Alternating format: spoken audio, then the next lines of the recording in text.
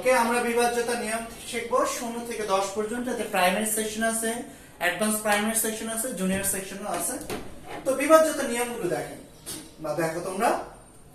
First, 0 দ্বারা আসলে বিভাজ্যতার নিয়ম কি? 0 দ্বারা পৃথিবীর কোনো সংখ্যাকে ভাগ করা যায় না, যেটা অসংখ্য। এটা শুধু আমরা এখানে প্রয়োজনের সাপেক্ষে শিখবো।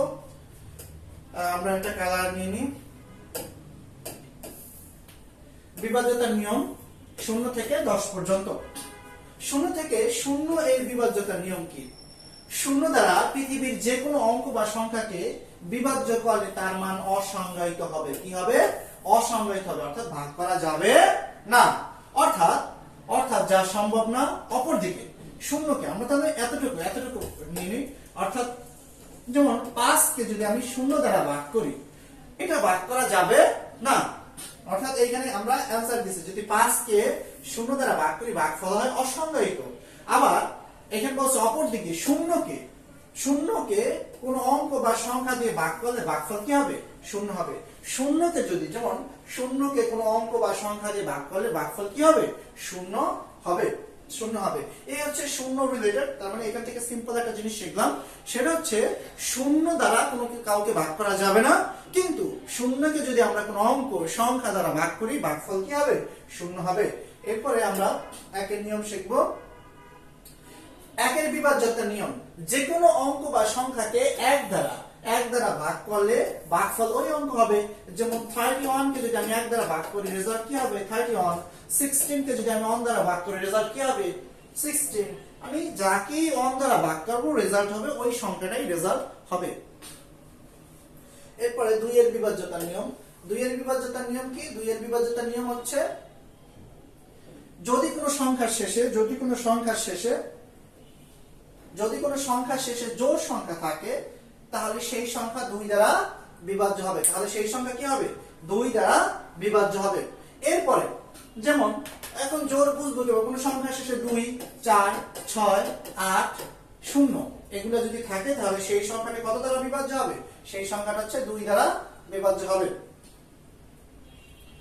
যেমন এইখানে 16 কে 2 দ্বারা ভাগ করা যায়। এখন এই জিনিসগুলো থাকবে হচ্ছে অন্যভাবে, যে এমসিকিউ তে থাকবে যে নিচের কোন সংখ্যাটি 2 দ্বারা বিভাজ্য, এখন শেষে যদি আমরা জোড় সংখ্যা দেখি তাহলে বুঝতে পারবো এগুলো 2 দ্বারা বিভাজ্য। আশা করি তোমরা বুঝতে পারছো। নেক্সট, 3 দ্বারা বিভাজ্য নিয়ম। 3 দ্বারা বিভাজ্য নিয়মের ক্ষেত্রে কোন সংখ্যার অঙ্কগুলো, কোন সংখ্যার কি খুবই মনে রাখতে হবে, কোন সংখ্যার অঙ্কগুলো, এখন সংখ্যার মধ্যে অনেকগুলো অঙ্ক থাকতে পারে। এক বা একাধিক অঙ্ক মিলে, আমরা অঙ্ক এবং সংখ্যার লেকচারে দেখাইছি, এক বা একাধিক অঙ্ক মিলে কি হয়? কোন সংখ্যার অঙ্কগুলোর যোগফল 3 দ্বারা বিভাজ্য হলো, অঙ্কগুলোর যোগফল একমাত্র 3 দ্বারা বিভাজ্য হলো, ওই সংখ্যাটা 3 দ্বারা বিভাজ্য হবে। যেমন 21, এটা যদি আমরা নামতে পারি 3 7 21, কিন্তু দেখো এখানে 2 আর 1, 21, এই 21 এর মধ্যে অঙ্ক কয়টা আছে? 2টা। 2 প্লাস 1, এই অঙ্কগুলোর যোগ কত? 3। এই 3 দ্বারা বিভাজ্য হয়, দেখে এই 21 3 দ্বারা বিভাজ্য হয়েছে।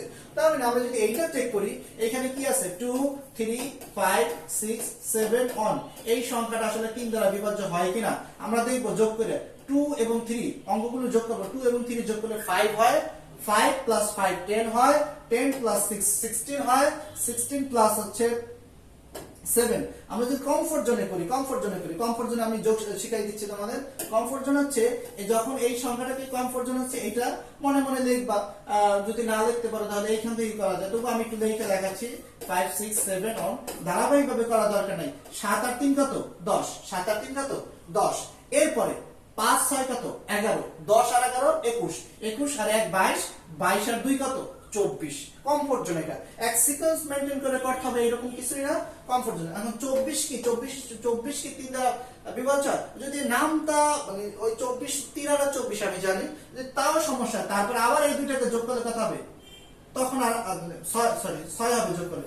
এই 6 তো 3 দ্বারা বিভাজ্য, এটা তো জানি। আপনি 8 24 3 আর 24, এটা তো নামটা পারি সবাই, 3 এর নামটা এমনিতেই পারা, 3 আর 24। যেহেতু এই যোগফল 3 দ্বারা বিভাজ্য হয়, তার মানে ওই সংখ্যাটাও কি দ্বারা? 3 দ্বারা বিভাজ্য হবে। আমরা 4 এর নিয়মে যাই। 4 এর নিয়ম বলছে কোন সংখ্যার শেষে 2টি অঙ্ক শূন্য থাকলে, কোন সংখ্যার শেষে 2টি অঙ্ক যদি শূন্য থাকে, কোন সংখ্যার শেষে 2টি কয়টি? 2টি অঙ্ক শূন্য থাকলে। একটা হচ্ছে যেমন এই সংখ্যা শেষে 1900 এর শেষে দুইটি অঙ্ক শূন্য আছে, তার মানে এটা 4 দ্বারা বিভাজ্য। সিম্পল জিনিস, কিছুই চিন্তা করার দরকার নেই। কোন সংখ্যা শেষে দুইটি অঙ্ক শূন্য থাকলে সেই সংখ্যাটা কত দ্বারা বিভাজ্য? 4 দ্বারা বিভাজ্য। স্যার যদি শূন্য না থাকে, হ্যাঁ অথবা আছে, অথবা শেষ দুটি অঙ্ক দ্বারা গঠিত, শেষ দুটি অঙ্ক দ্বারা গঠিত, শেষ দুটি অঙ্ক দ্বারা গঠিত সংখ্যা যদি 4 দ্বারা বিভাজ্য। আচ্ছা, শেষ দুটি অঙ্ক দ্বারা গঠিত এই সংখ্যা শেষে 3 2 5 6 0 5 6 এই শেষ দুটি অঙ্ক দ্বারা গঠিত সংখ্যাটা কি? 56। 56 কি 4 দ্বারা বিভাজ্য হয়? 56 কি 4 দ্বারা বিভাজ্য? নামটা পড়লে 4 10 40, তারপরে 11 12। এখন যদি ওই হিসাব না করি আমরা, এই 56 কে যদি নামতায় যেহেতু 10 পর্যন্ত নামতাম, এখন আমাদের কাছে 56 আছে। এই 56 কে আমরা জানবো যে 4 এর নিয়ম হচ্ছে যদি কোনো সংখ্যা শেষে দুইটা শূন্য থাকে তাহলে সেটা 4 দ্বারা বিভাজ্য। যদি কোনো সংখ্যা শেষে দুইটি অঙ্ক দ্বারা গঠিত সংখ্যাটি 4 দ্বারা বিভাজ্য হয় তাহলে ওই সংখ্যাটা 4 দ্বারা বিভাজ্য। এখন এখানে আমাদের আছে 56, আমাদের আছে 56, আমরা 56 56 এখান থেকে 40 সরাই ফেলবো। 40, কারণ আমরা যদি 4 10 40 এটা ভাগ যায় থাকে কত? 16। 4 4 16, তার মানে 56 4 দ্বারা বিভাজ্য। কমফোর্ট, আমাদের নামটা দরকার নাই। 56 40 এর থেকে বেশি, 4 10 40 ক্যান্সেল, 40 বাদ, 56 থেকে 40 বাদ থাকে 16, 16 কি 4 দ্বারা বিভাজ্য? 4 4 16, তার মানে 56 4 দ্বারা বিভাজ্য হয়। এর জন্য এই সংখ্যাটাও কি 4 দ্বারা বিভাজ্য হবে। আমরা নেক্সট যাই 5 এর নিয়ম। 5 এর নিয়ম হচ্ছে যদি কোনো সংখ্যা শেষে 0 অথবা 5 থাকে, যদি কোনো সংখ্যা শেষে 0 অথবা 5 থাকে উক্ত সংখ্যাটি 5 দ্বারা বিভাজ্য। যদি কোনো সংখ্যা শেষে, দেখার কিছুই নাই, যদি কোনো সংখ্যা শেষে 0 অথবা 5 থাকে তাহলে ওই সংখ্যাটা কত দ্বারা বিভাজ্য? 5 দ্বারা বিভাজ্য। যেমন এই সংখ্যা 19 শেষে 0 আছে, এটা 5 দ্বারা বিভাজ্য। এটা শেষে 5 আছে, এই সংখ্যাটাও কি 5 দ্বারা বিভাজ্য। একদম সিম্পল এর মধ্যে গর্জিয়াস। নেক্সট 6 নাম্বার বিভাজ্যতার নিয়ম। 6 নম্বরে বিভাজ্যতার নিয়মের জন্য আসলে মুখস্থ করার কিছু নেই, এটা প্রিভিয়াস দুইটা অ্যাপ্লাই করতেই হবে।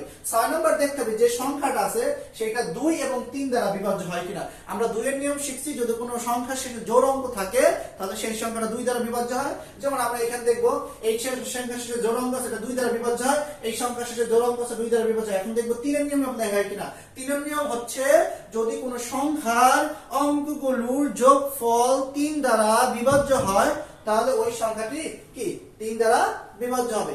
এখন এখানে 2 3 4 5 6 or 0 এই সংখ্যাটার অঙ্কগুলোর যোগফল যদি 3 দ্বারা বিভাজ্য হয়, এটা তো 2 দ্বারা অবশ্যই বিভাজ্য হয়, কারণ শেষে কি আছে? জোড় আছে। যদি এই সংখ্যার অঙ্কগুলোর যোগফল 3 দ্বারা বিভাজ্য হয় তাহলে এই সংখ্যাটি কত দ্বারা বিভাজ্য হবে? 3 দ্বারা বিভাজ্য, 3 দ্বারা বিভাজ্য হবে। এখন কমফোর্ট জোনে যোগ করো। আচ্ছা, 4 আর 6 কত? 10। 4 আর 6 কত? 10। 3 আর 2 কত? 5। 5 আর 5 কত? 10। আগের 10 আর এই 10 কত? 20। 20 আর 1 কত? 21। 21 3 7 21, তার মানে এটা 3 দ্বারা বিভাজ্য হয়। তো যোগ করার ক্ষেত্রে ম্যাথের স্পিড বাড়ানোর ক্ষেত্রে কমফোর্ট জোনে যোগ করতে হবে, সিকোয়েন্স মেইনটেইন করে যোগ না করলে হবে। এই হচ্ছে 6 এর নিয়ম। 7 এর নিয়ম একটু কঠিন, আবার একটু সহজ যদি একদম বোঝে। সাথে দুইটা নিয়ম আছে, একটা হচ্ছে ছোট সংখ্যার ক্ষেত্রে আর একটা হচ্ছে বড় সংখ্যার ক্ষেত্রে। আমি সাজেস্ট করব মিনিমাম 4 ডিজিট বা 5 ডিজিটের ক্ষেত্রে ছোট সংখ্যা হিসাব করতে হবে। মিনিমাম 4 ডিজিট বা 5 ডিজিটের ক্ষেত্রে ছোটটা নিয়ম দিয়ে করতে হবে, বড়টা নিয়মে না যায় বেটার। ছোটটার নিয়ম হচ্ছে, ছোট সংখ্যার ক্ষেত্রে নিয়ম হচ্ছে কোন সংখ্যার একক স্থানীয় অঙ্কটি 2 দিয়ে গুণ করলে গুণফলকে বাকি সংখ্যা থেকে বিয়োগ করে যদি বিয়োগফল শূন্য অথবা 7 দ্বারা বিভাজ্য হয় তাহলে উক্ত সংখ্যাটি 7 দ্বারা বিভাজ্য হবে। অর্থাৎ কোন সংখ্যার শেষের অঙ্কটিকে দ্বিগুণ করতে হবে, দ্বিগুণ করার পরে যে ফলাফলটা পাওয়া যাবে সেই ফলাফলটা বাকি সংখ্যা, বাকি শেষের অঙ্কটা বাদ দিয়ে বাকি যেগুলো থাকবে সেগুলো থেকে বিয়োগ করতে হবে। বিয়োগফল যদি 0 অথবা 7 দ্বারা বিভাজ্য হয় তাহলে ওই সংখ্যাটি কত দ্বারা বিভাজ্য হবে? 7 দ্বারা বিভাজ্য হবে। এখন আমরা এখানে লিখেছি নোট 3 4 বা 5 অঙ্কের সংখ্যার ক্ষেত্রে নিয়মটি পুনরাবৃত্তি হবে। 3 4 বা 5 অঙ্কের সংখ্যার ক্ষেত্রে নিয়মটি কি হবে? পুনরাবৃত্তি হবে। একটা আমরা एग्जांपल দেখাই, এখানে তাহলে সবচেয়ে বেটার হবে। যেমন এখানে 91 এখন এটা 7 দ্বারা 7 10 70 7 দ্বারা বিভাজ্য হয় কিনা। একদম সিম্পল এর মধ্যে গর্জিয়াস। শেষের অঙ্কটাকে কি করব? দ্বিগুণ করব। 1 এর দ্বিগুণ করলে কি হবে? 2। আচ্ছা, এই 9 থেকে 2 বাদ দিলে কত থাকে? 7 দ্বারা বিভাজ্য। যদি রেজাল্ট 0 অথবা 7 দ্বারা বিভাজ্য কোনো সংখ্যা আসে তাহলে এটা 7 দ্বারা বিভাজ্য, তার মানে এটা 7 দ্বারা বিভাজ্য। আমরা আরেকটা 231 7 দ্বারা বিভাজ্য কিনা এটা বুঝবো কিভাবে? আমরা শেষের অঙ্কটাকে কি করব? দ্বিগুণ করব। দ্বিগুণ করলে কত হয়? 2। এই বাকি 23 থেকে 2 বিয়োগ করি। 23 থেকে 2 বিয়োগ করলে কত হয়? 21। 21 7 দ্বারা বিভাজ্য, 3 7 21। র‍্যান্ডমলি একটা অঙ্ক নি 2 3 4 5। আচ্ছা আমরা এটা একটু মুছে নিই। 2 3 4 5 দেখবো এটা 7 দ্বারা বিভাজ্য কিনা। যদি এটা এখন শেষের অঙ্কটাকে কি করব? দ্বিগুণ করব। শেষের অঙ্কটাকে কি করব? দ্বিগুণ করব। 5 এর দ্বিগুণ করলে কত হয়? 10। এই 234 থেকে 10 বিয়োগ করব। 234 থেকে 10 বিয়োগ করলে হবে কত? 224। এখন এই সংখ্যাটা তাও বড়। এই সংখ্যাটা আবার এই নিয়মটা পুনরাবৃত্তি অ্যাপ্লাই করব। শেষের অঙ্কটাকে দ্বিগুণ করব। 4 দুগুণে কত? 8। 22 থেকে 8 বিয়োগ করব। 22 থেকে 8 বিয়োগ করলে কত হয়? আমরা যদি 22 থেকে কমফোর্ট জোনে, এখন অনেক সময় 22 থেকে 8 বিয়োগ করতে পারে না, এর জন্য আমরা কমফোর্ট জোনে করব। 2 করে বাড়াই দেব। এখানে 24 লাগবে, 2 বাড়াই দেব। আর এখানে কত হবে? 10। এখন কিন্তু খুব সহজেই পারি। 24 থেকে 10 গেলে কত থাকে? 14। এই 14 7 দ্বারা বিভাজ্য, তার মানে 2 3 4 5। আমরা র‍্যান্ডমলি একটা সংখ্যা নিয়েছিলাম, এটাও 7 দ্বারা বিভাজ্য। সিম্পল জিনিস। কোন সংখ্যার শেষের অঙ্কে দ্বিগুণ করার ফলে সেই দ্বিগুণ ফলাফলটাকে বাকি সংখ্যা থেকে বিয়োগ করতে হবে। বিয়োগ করার পর বিয়োগফল যদি 7 দ্বারা বিভাজ্য হয়, এখন দেখলাম আমাদের বিয়োগফল কত আসছে? 224। এই 224 আবার একটা বড় হয়ে গেছে, তখন এই নিয়মটা আবার অ্যাপ্লাই হবে, পুনরাবৃত্তিভাবে অ্যাপ্লাই হবে। তো আমরা শেষের অঙ্কটাকে আবার দ্বিগুণ করলাম। 4 দুগুণে কত? 8। এই বাকি 22 থেকে 8 বিয়োগ করলে, থাকে 14। যদি এমনিতে বিয়োগ করা যায় সমস্যা নাই, 22 থেকে 14। কিন্তু যদি তবু এটা সমস্যা কমফোর্ট জোনে, কারণ এখানে যদি 10 বানাইতে পারি, 10 কিন্তু যে কোনো সংখ্যা থেকে বিয়োগ করা খুবই সহজ। এর জন্য এখানে 2 বাড়াই দিছি, এখানেও 2 বাড়াই দিছি, অর্থাৎ 22 10। এইখানে 22 এর 2 বাড়াই দিয়ে 24 বানাইছি, 8 এর 2 বাড়াই দিয়ে 10 বানাইছি। এখন 24 থেকে 10 খুব সহজেই বিয়োগ করা যায় 14। এটাকে বলে কমফোর্ট জোনে বিয়োগ বা মাইনাস ইত্যাদি। সিম্পল জিনিস। এরপরে আমরা পরেরটায় যাই। আমরা এখানে বড় নিয়মটা অনেক বড় সংখ্যার ক্ষেত্রে, বিশাল বড় সংখ্যার ক্ষেত্রে, এই সংখ্যার ক্ষেত্রে যদি ছোট নিয়ম অ্যাপ্লাই করা হয় তাও সঠিক হয়ে যাবে এক সময়, কিন্তু অনেক সময় লাগবে। প্রাইমারি সেকশনের জন্য এই নিয়ম আসবে না, জুনিয়র সেকশনের জন্য এই নিয়মটা জানা প্রয়োজন। এখানে বলছে বড় সংখ্যার ক্ষেত্রে ডান পাশ থেকে 3টি করে অঙ্ক, বড় সংখ্যার ক্ষেত্রে ডান পাশ থেকে 3টি করে অঙ্ক নিয়ে গ্রুপে বিভক্ত করতে হবে। তারপর ডান পাশ থেকে জোড় বা বিজোড় অবস্থানের গ্রুপগুলোর যোগফল পার্থক্য যদি 7 দ্বারা বিভাজ্য হয় তাহলে উক্ত সংখ্যাটি 7 দ্বারা বিভাজ্য হবে। বড় সংখ্যার ক্ষেত্রে ডান পাশ থেকে 3টি করে অঙ্ক নিয়ে গ্রুপে বিভক্ত করতে হবে। বড় সংখ্যার ক্ষেত্রে এই যে এখানে একটা বড় সংখ্যা আছে, আমরা এই ডান পাশ আমার হাতে 3টি করে গ্রুপে বিভক্ত করবে, 3টি করে। এখন আমি 314 একটা গ্রুপে লিখলাম, 984 একটা গ্রুপে লিখলাম, 997 একটা গ্রুপে লিখলাম, থাকে 5। এই 5 এর আগে দুইটা শূন্য একটা গ্রুপে লিখলাম। এই 3টা করে প্যাকেট গ্রুপ করার পরে জোড় অবস্থানে কি? এটা 1 নাম্বার পজিশন, এটা 2 number position, 3 number position, 4 number position. তো বিজোড় অবস্থানে গ্রুপের যোগফল, বিজোড় কি? 1 নাম্বার পজিশন আর 3 নাম্বার পজিশন। এই গ্রুপের যোগফল কত? এত আসে।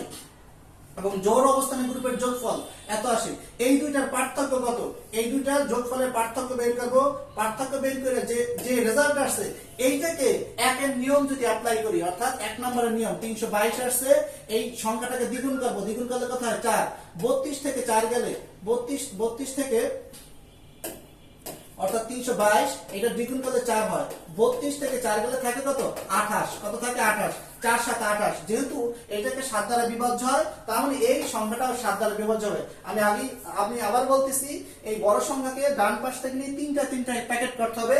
3টা প্যাকেট করার ফলে যে অবস্থানগুলো, জোড় অবস্থান এবং বিজোড় অবস্থান, জোড় অবস্থান কিভাবে বলবে? এটা 1 number position, 2 number position, 3 number position, 4 number position, জোড় অবস্থান। আর বিজোড় অবস্থানের যোগফলের পার্থক্যকে গ্রুপ 1 এর নিয়মে অ্যাপ্লাই করলে যদি সেই ফলাফল 7 দ্বারা বিভাজ্য হয় তাহলে এই সংখ্যাটা 7 দ্বারা বিভাজ্য। ওকে, তারপর হচ্ছে নিয়ম 7 এর পরে হচ্ছে নিয়ম 8। এইখানে 8 দ্বারা বিভাজ্য নিয়ম। 8 দ্বারা বিভাজ্য 3টা নিয়ম আছে। প্রাইমারি সেকশনের জন্য 1 নাম্বার এবং 2 নাম্বার নিয়মটা জানলে সবচেয়ে বেটার।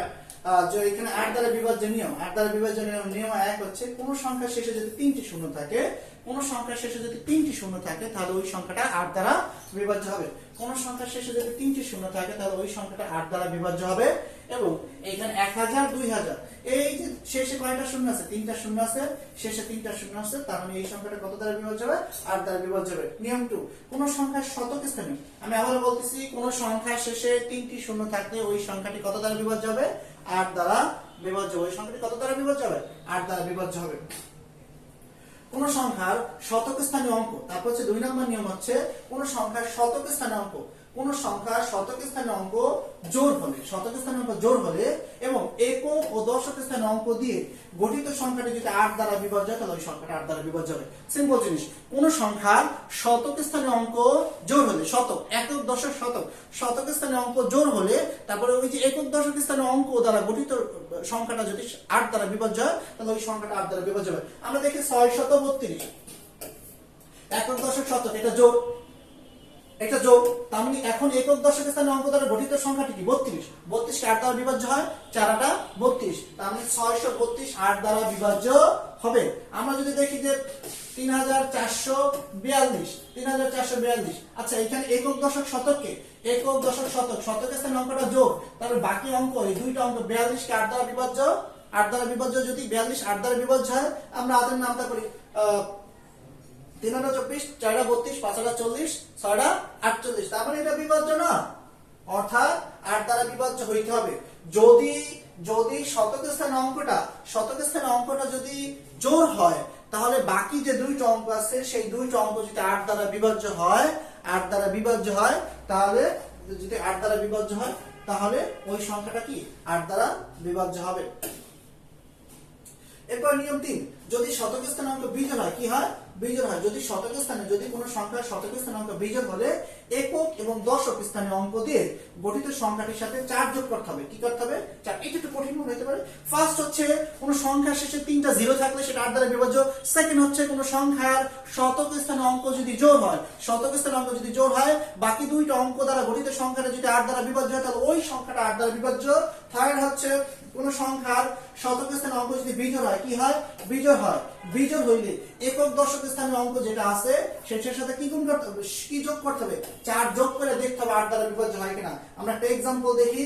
एग्जांपल হচ্ছে এখানে আছে 7 8 9 3 6, একক দশক শতক, শতক স্থানে অঙ্কটা কি, বিজোড়, শতক স্থানে অঙ্কটা কি, বিজোড়। বিজোড় হইলে বাকি যে সংখ্যাটা আছে সেই সংখ্যার সাথে কত যোগ করতে হবে, 4 যোগ করতে হবে। কত যোগ করতে হবে, 4। 36 এর সাথে 4 যোগ করলে কত হয়, 40। 40 কে 8 দ্বারা বিভাজ্য, 5 8 40, তার মানে এই সংখ্যাটাও কি 8 দ্বারা বিভাজ্য।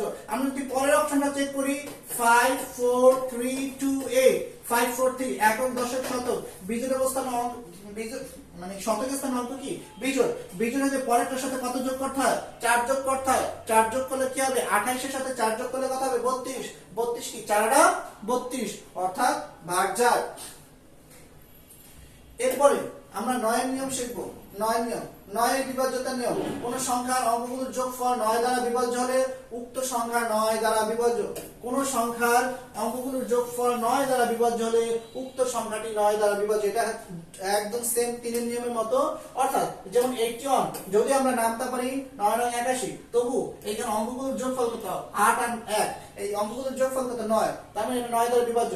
আমরা যদি এটা দেখি যে এটা 9 দ্বারা বিভাজ্য হবে কিনা, 9 9 8 1, 9 9 8 1, 9 9 আর 9 যোগ করলে কত, 18, 18 আর 8, আর এইখানে 8 আর 1 যোগ করলে 9, 3 9 27, 27 9 দ্বারা বিভাজ্য, তার মানে এই সংখ্যাটা 9 দ্বারা বিভাজ্য। কমফোর্ট জোনে যোগ করা শিখতে হবে আমাদের। কমফোর্ট জোনে যেভাবে এই সংখ্যাটা যোগ করব আমরা, 6 আর 4 কত, 10, 6 আর 4 কত, 10, 3 আর 2 কত, 5, 5 আর 5 কত, 10, এই পর্যন্ত 20 হলো। 20 20 আর 6 26, 26 আর 1 কত, 27, 27 কি 9 দ্বারা বিভাজ্য হয়, 3 9 27, তার মানে এই সংখ্যাটা 9 দ্বারা বিভাজ্য হবে। এরপর হচ্ছে 10 এর নিয়ম, খুবই সোজা একটা নিয়ম, খুবই সোজা একটা নিয়ম। যদি কোনো সংখ্যা শেষে শূন্য থাকে, যদি কোনো সংখ্যার একক স্থানে অঙ্কটি শূন্য হয়, যদি কোনো সংখ্যা শেষে শূন্য থাকে উক্ত সংখ্যাটি 10 দ্বারা বিভাজ্য হবে। যদি কোনো সংখ্যা শেষে শূন্য থাকে তার উক্ত সংখ্যাটি কত দ্বারা বিভাজ্য হবে, 10 দ্বারা বিভাজ্য হবে। এই হচ্ছে আমাদের শূন্য থেকে 10 পর্যন্ত যে নিয়ম, বিভাজ্যতা নিয়ম, এগুলো হচ্ছে জানতে হবে। ধন্যবাদ সবাইকে।